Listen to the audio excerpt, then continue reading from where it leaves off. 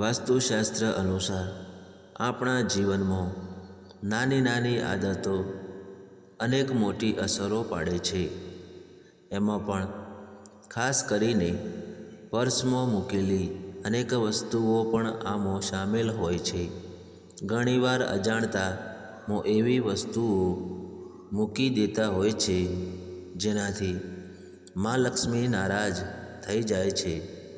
આ સાથે આર્થિક સમસ્યાઓનો શિકાર પણ બનો છો।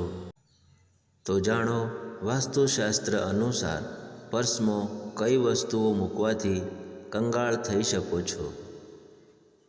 ફાટેલી નોટ અને પર્સમાં રાખશો નહીં। વાસ્તુશાસ્ત્ર અનુસાર કોઈ વ્યક્તિએ ફાટેલી પર્સ તેમજ ફાટેલી નોટ રાખવી જોઈએ નહીં। હંમેશા પર્સમાં સારું ધન રાખો। પર્સમાં તમે ફાટેલી નોટ રાખો છો તો ઘરમાં નકારાત્મક ઉર્જા આવે છે। આ સાથે તમે આર્થિક તંગીનો સમસ્યાનો શિકાર બની શકો છો। હંમેશા મજબૂત પર્સનો ઉપયોગ કરો।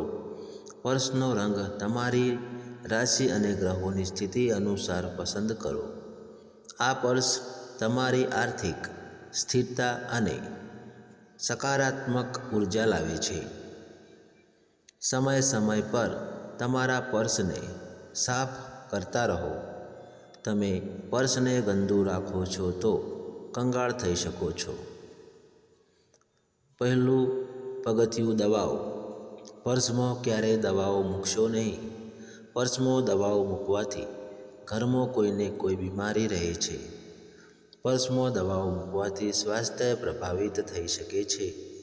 માટે હંમેશા દવાને બોક્સમાં મૂકવાની આદત પાડો। દવાઓને તમે પર્સમાં મૂકો છો તો હંમેશા પાઉચનો ઉપયોગ કરો। નકામા કાગળ રાખશો નહીં। ક્યારેય પર્સમાં નકામા કાગળો મૂકશો નહીં। નકામા કાગળ પર્સમાં મૂકવાથી નેગેટિવિટી આવે છે। નકામા કાગળને અશુભ માનવામાં આવે છે।